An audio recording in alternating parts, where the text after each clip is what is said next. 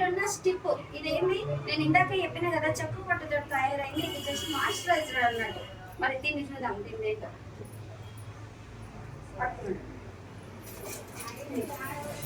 మరి ఇందాక నేను చూపించింది అది కదా.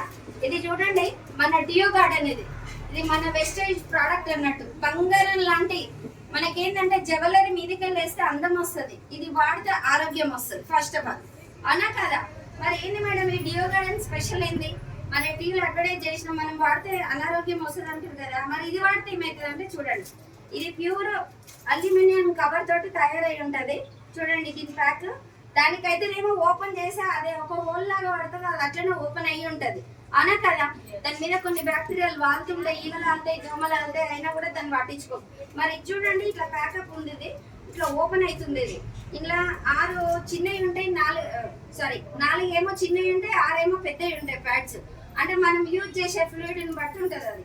మరి దాంట్లోకి వెళ్ళి ఇప్పుడు మేడం ఒకటి చేసింది, ఇగో ఇది ఇట్లా ఈ విధంగా ఉంటది. మరి ఇది అయిపోయింది కదా, మరి దీన్ని మళ్ళీ ప్యాకప్ చేయాలి కదా. ఇక ఈ విధంగా మళ్ళీ సెట్ చేసుకోవచ్చు మనం.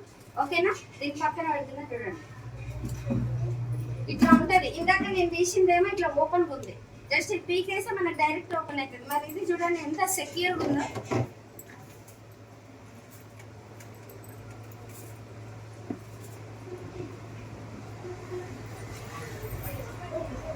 ఇది బ్యాక్ సైడ్ లేయర్ అంటారు, ప్యూర్ సిస్టమేటిక్ ఉంటది. ఎట్లా అంటే ఇది అనేది అంటుకోదు. ఇందాక నేను చెప్పిన ప్లాస్టిక్ ఉంది దాని బ్యాక్ సైడ్, ఇది కూడా పాలిస్టర్ సిల్క్ స్టిక్ అని అంటారు దీన్ని. ఇగో ఇట్లా ఈ విధంగా మనం తయారు చేసేస్తున్నాం, అంటే మనం పేస్ట్ చేయడానికి.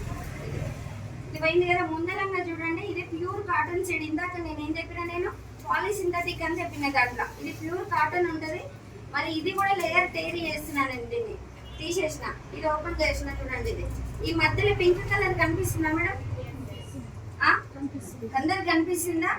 ఇది ఏమంటారు అంటే ఇది ఒక పింక్ కలర్ షీట్ అండ్ అయాన్ అంటారు దీన్ని. చదువుకున్న వాళ్ళకి తెలుస్తుంది. యానయాన్ క్యాథోడ్ అనేది ఒక కెమికల్స్ ఉంటాయి. అదేంటంటే అదొకటి యానయాన్ అనేది షీట్ ఉంటది అనమాట.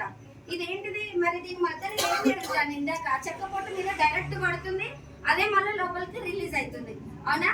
మరి ఇక్కడ యానయాన్ ఏదైతే షీట్ ఉందో మన ఫ్లూయిడ్ దీని మీద పడడం వల్ల యాంటీ బ్యాక్టీరియా మన కంటికి కనబడని బ్యాక్టీరియా అది అనేది ఇది పీల్ చేసుకొని దాన్ని అక్కడనే లాక్ చేసేస్తుంది అనమాట. లాక్ మీన్స్ ఇక్కడ స్ప్రెడ్ కానీ అది ఇక్కడ లాక్ చేసేస్తుంది.